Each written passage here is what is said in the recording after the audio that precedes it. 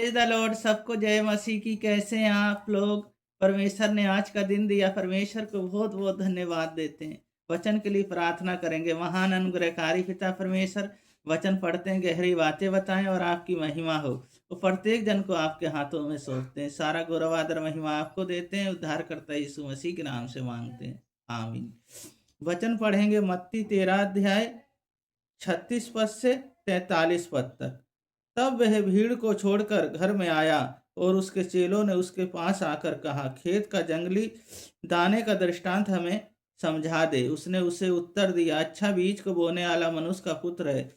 खेत संसार है, अच्छा बीज राज की संतान है और जंगली बीज दुष्ट की संतान है। जिस शत्रु ने उसे बोया वे शैतान है। कटनी जगत का अंत है और काटने वाला सर्वदूत है। अतः जैसे जंगली दाने बटोरे और जलाए जाते हैं, वैसे ही जगत के अंत में होगा। मनुष्य का पुत्र अपने सर्वदूतों को भेजेगा और वह उन्हें राज्य के में से सब ठोकर के कारण और कुकर्म करने वालों को इकट्ठा करेगा। उन्हें आग के कुंड में डालेगा, जहां रोना और दांत पीसना होगा।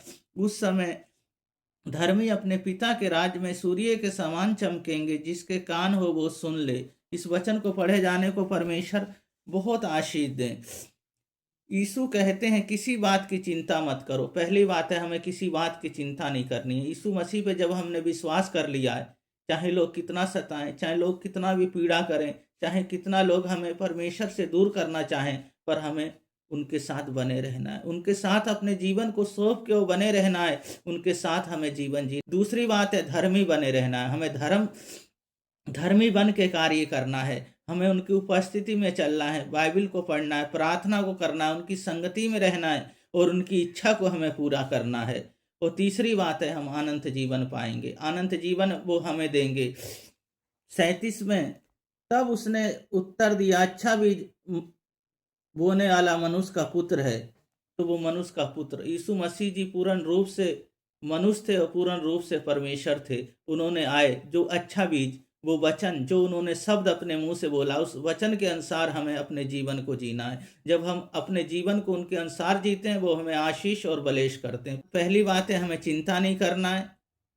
सारी चिंता यीशु मसीह को देना है हमें। दूसरी बात है, यीशु मसीह कहते हैं सारी चिंता मुझ पे डाल दो। दूसरी बात है, हमें धर्मी बने रहना है। और तीसरी बात है, वो हमें अनंत जीवन देंगे।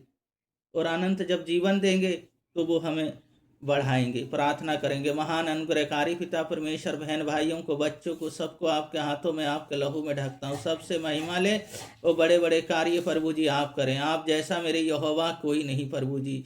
प्रभु जी एक एक जन को, प्रभु जी हर किसी को, प्रभु जी देखने वालों को, सबको मैं आपके हाथों में सौंपता हूँ। बिजनेस, रोजगार सब खोलें और आपकी महिमा बढ़ने पाए, आपके आनंद में बढ़ते चले जाएं। और प्रभु जी हर रुका हुआ काम आज खुलने पाए। पिता, पुत्र और पवित्र आत्मा के नाम पे आशीषित करते हैं। सारा गौरव आदर महिमा आपको देते हैं। उद्धारकर्ता यीशु मसीह के नाम से मांगते हैं, आमीन।